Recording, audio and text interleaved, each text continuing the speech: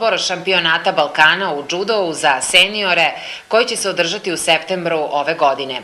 Na dnevnom redu razgovaralo se o finansijskoj konstrukciji organizacije šampionata i bitnim detaljima takmičenja. Juče je u maloj sali održan organizacioni odbor Balkanskog džudo šampionata 2011.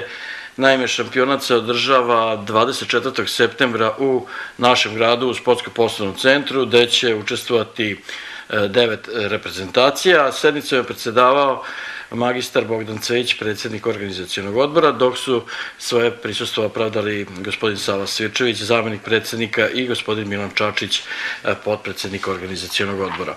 Na sednici se raspravljalo o kooptiranju pre svega novih članova organizacionog odbora, to su gospođa Snežana Petrović i gospođa Biljana Cvjetković-Andrić. Uvodnu reč je dao sportski direktor šampionata, gospodin Andrija Mumović, gde je prisutno obavestio da će učestvovati 9 reprezentacija.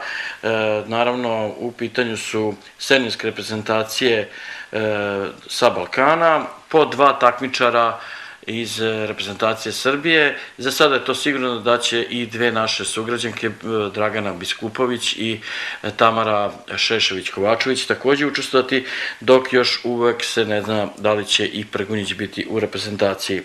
Na ovoj sednici je dogovoreno oko smeštaja svih učesnika šampionata, s obzirom da će sa službenim licima oko 200 gostiju biti iz 9 zemalja.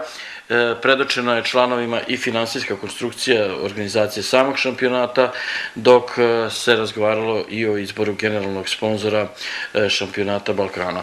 Podeljena su i pojedinačna zaduženja, s obzirom da je ovo najveći sportski događaj ove godine i zvanično takmičenje koje je u stvari priprema za još neke turnire koji će se održati u Sportsko-poslovnom centru. Takođe, razmatrano je i oko samih organizacionih pitanja vezano za ovo međunarodno takmičenje.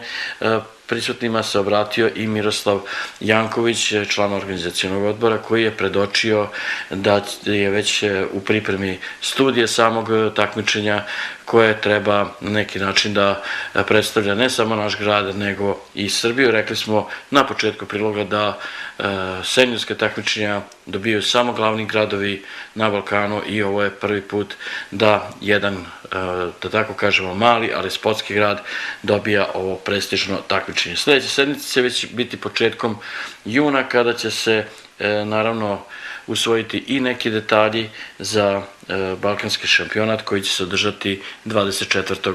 septembra u Sportsko-poslovnom centru.